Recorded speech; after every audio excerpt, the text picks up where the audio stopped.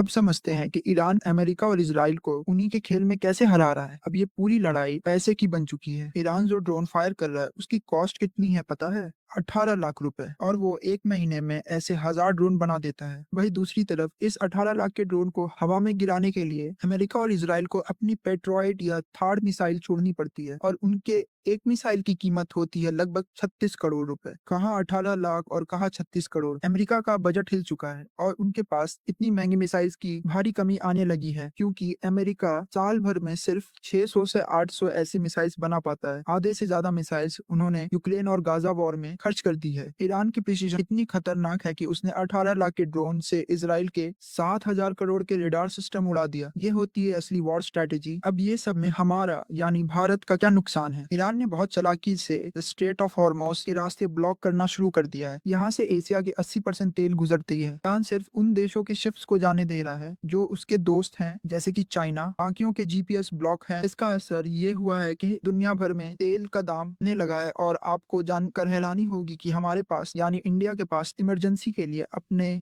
Strategic oil reserves सिर्फ और सिर्फ 45 दिन के लिए है। अगर बाहर से तेल आना बंद हो जाए तो 45 दिन के अंदर हमारी सारी ट्रेन, फ्लाइट्स और गाड़ियां बंद हो जाएगी। हमें कम से कम 6 महीने के रिजर्व्स रखने चाहिए थे, जैसे कि 2020 के लॉकडाउन में सस्ते तेल होने पर भरा जा सकता था। अमेरिका के ट्रेजर सेक्रेटरी ऑफिशियली स्टेटमेंट देते हैं, हम इंडियंस को अलाउ कर रहे हैं कि वो रशिया से तेल खरीद लें। दोस्तों, जियो में कोई सगा नहीं होता। चलिए इनका डबल स्टैंडर्ड समझते हैं। अमेरिका हमें ह्यूमन राइट्स और महिलाओं के हिजाब पर लेक्चर देता है, पर वही अमेरिका ईरान के गर्ल्स स्कूल पर बॉम्ब गिरा देता है, जो जिनीवा कन्वेंशन के खुला उल्लंघन है। और वही अमेरिका और अरब देशों पर चुप रहता है जहां पर सेम रूल्स हैं, क्योंकि उनको वहां से तेल मिलता है। और खुद इनके डार्क सीक्रेट्स देखिए, एप्स्टीन फाइल जैसे डार्क हिस्ट्री, जहां इनके बड़े बड़े नेता छोटे छोटे बच्चियों के साथ दुष्कर्म करते थे, उस पर ये पूरी दुनिया के आगे चुप रहते हैं। जो लोग एप्स्टीन फाइल में शामिल हैं वो डिसाइड करेंगे कि महिलाओं को एजुकेशन कैसे होनी चाहिए। और हमारा दोस्त इसराइल इसराइल हमें कहता है कि वो हमारे साथ है। इसराइल पाकिस्तान को दुश्मन मानता है, इसलिए कहता है कि वो पीओके इंडिया के हिस्से में है। आखिर में बात करते हैं एजेंसीज की जो अंधेरे में काम करती है। सीआईए और मुसाद ने ईरान के अंदर तक घुसपैठ कैसे की? पिछले 20 साल में ईरान के टॉप ऑफिशियल को 500-600 करोड़ रुपए देकर खरीद लिया, सीसीटीवी और रडार सिस्टम को हैक कर लिया। ये सब पैसे का खेल है। इन एजेंसियों ने पूरी टॉप लीडरशिप को अंदर से ही खत्म कर दिया। और हमारे देश के इंटेलिजेंस, एक वक्त था जब हमारे एजेंसी रॉ के पास मौका था पाकिस्तान के न्यूक्लियर प्रोग्राम को तबाह करने का। रॉ ने सरकार से सिर्फ 50 लाख रुपए मांगे थे मिशन के लिए, लेकिन हमारे उस वक्त के नेता मोरारजी देसाई ने पैसा देना तो दूर, उल्टा पाकिस्तान को बता दिया था कि हमें सब पता है कि आप क्या कर रहे हो। इस गलती की वजह से हमारे 300 से ज्यादा अंडरकवर एजेंट्स को बेरहमी से मार दिया गया था। और तो और सीआईए ने रॉ के अंदर अपने एक मोल बैठा के रखा था,